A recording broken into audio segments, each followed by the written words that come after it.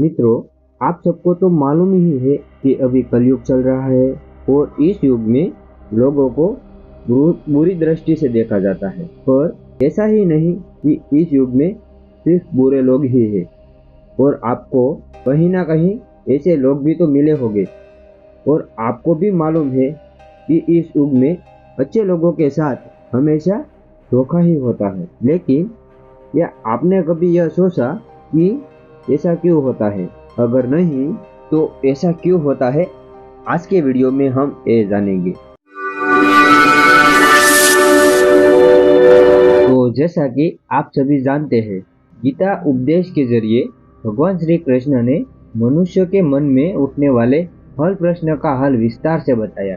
भागवत गीता के अनुसार अर्जुन के मन में कोई संदेह उत्पन्न होता था तो समाधान के लिए भगवान श्री कृष्ण के पास पहुंच जाते थे। एक बार की बात है, अर्जुन ने भगवान श्री कृष्ण से पूछा कि वासुदेव, मेरा मन भ्रमित हो रहा है और उसका समाधान आप ही कर सकते हो। ये सुनकर भगवान श्री कृष्ण ने अर्जुन से कहा, हे कौन्तेय, अपने मन की दुविधा विस्तार से बताओ, तभी मैं तुम्हें उसका हल बता सकता हूँ। अर्जुन बोला, हे वासुदेव, कृपा कर मुझे ये बताए, अच्छे लोगों के साथ हमेशा बुरा क्यों होता है और बुरे लोगों के साथ तो कभी ऐसा नहीं होता। अर्जुन की मुख से ऐसी बातें सुनकर भगवान श्री कृष्ण मुस्कुराए और बोले, हे धनंजय, मनुष्य जैसा देखता है और महसूस करता है, वास्तव में ऐसा कुछ नहीं होता, बल्कि अज्ञानतावश वे समझ ही नहीं पाते। श्री कृष्ण की ऐसी बातें सुनकर अर्जुन हैरान हो गया। नारायण, आप कहना क्या चाहते हो? मेरी समझ में तो कुछ नहीं आया, कृपया करके स्पष्ट बताए। श्री कृष्ण बोले, मैं तुम्हें एक कथा सुनाता हूँ, इसे सुनने के बाद तुम समझ जाओगे कि प्रत्येक प्राणी को कर्म के हिसाब से फल मिलता है। अर्थात जो बुरे कर्म करता है उसे बुरा फल मिलता है और जो अच्छा करता है उसे अच्छा। अच्छे और बुरे कर्म तो मनुष्य के किए कर्म पर निर्णय करता है। प्रकृति प्रत्येक को अपनी राह सुनने का मौका देती है। का फैसला कि वह किस राह पर चले वो व्यक्ति पर ही निर्भर करता है। इसके बाद श्री कृष्ण कथा आरंभ करते हुए बोले, एक समय की बात है, एक नगर में दो पुरुष रहा करते थे। उनमें से एक पुरुष व्यापारी था, उसके जीवन में धर्म और नीति का बहुत महत्व था। वो पूजा पाठ और भगवान की भक्ति में बहुत विश्वास रखता था।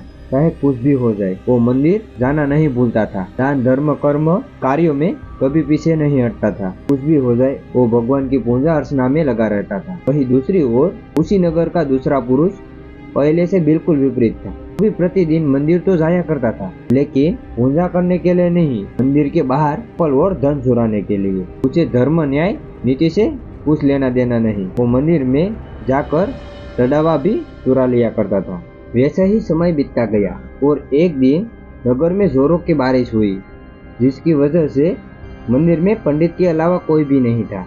जब ये बात दूसरे पुरुष यानी चोर को पता चली तो उसके मन में एक ख्याल आया कि इससे अच्छा मौका नहीं मिलेगा मंदिर का धन चुराने का, और वे बारिश में भी मंदिर पहुंच गया। मंदिर पहुंचकर उस चोर ने पंडित से नजर बचाकर मंदिर में सारे धन और जेवर चुरा लिए और सरलता से वहां से निकल गया।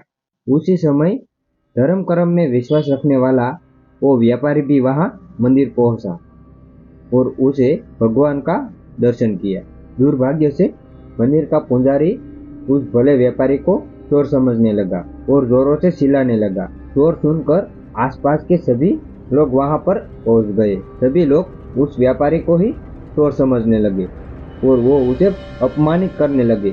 वो देखकर वो भला व्यक्ति हैरान हो गया और उसे समझ नहीं आया कि उसके साथ ये क्या हो रहा है।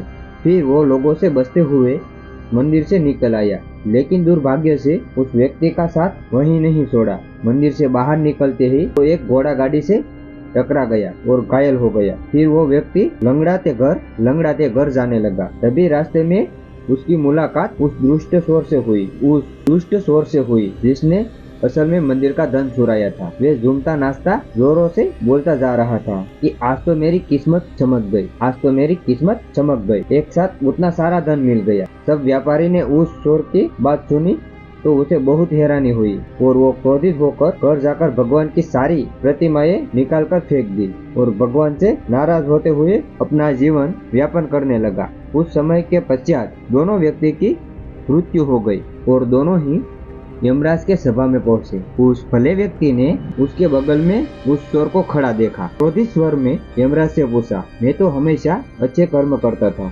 पूजा पाठ दान धर्म में विश्वास रखता था, जिसके बदले मुझे अपमान और दर्द ही मिला और अधर्म करने वाले इस पापी व्यक्ति को नोटों से भरी पोटली। आखिर यमराज ऐसा क्यों हुआ? उस पर यमराज ने उस व्यापारी को बताया, पुत्र तुम गलत सोच रहे हो। जिस दिन तुम्हारे घोड़े के साथ टक्कर लगी थी, वास्तविक में उस दिन तुम्हारी जीवन का आखिरी दिन था, परंतु तुम्हारे अच्छे कर्म के कारण तुम्हारी मृत्यु एक छोटी सी चोट में परिवर्तन हो गई। और उस दुष्ट व्यक्ति के बारे में जानना चाहते हो? उस व्यक्ति के भाग्य में योग था, जो कि उसके दुष्ट कर्म और अधर्म के कारण एक छोटी सी धन की पोटली में परिवर्तन हो गया। भगवान श्री कृष्ण अर्जुन को एक कथा सुनाने के बाद पूछते हैं कि अब तुम्हारे इस प्रश्न का उत्तर मिला। ऐसा सोचना कि भगवान लोगों के कर्मों को नजरअंदाज कर रहे हैं, ये बिल्कुल सत्य नहीं है। भगवान हमें क्या किस रूप में दे रहा है, ये मनुष्य की समझ से परे है। अगर आप अपने कर्म करते हैं तो सदैव भगवान आप पर बने रहते हैं। इस कथा से हमेशा सीखने मिलता है कि हमें सदैव अच्छे कर्म करते रहना चाहिए, क्योंकि हमें कितने ही बुरे वक्त का सामना क्यों ना करना पड़े, फिर भी हमें सिर्फ अच्छा ही कर्म करना है। तो ये वीडियो आपको कैसा लगा प्लीज कमेंट सेक्शन में जरूर बताना और ऐसे ही धार्मिक कथा के लिए हमारे चैनल को सब्सक्राइब भी जरूर कर देना।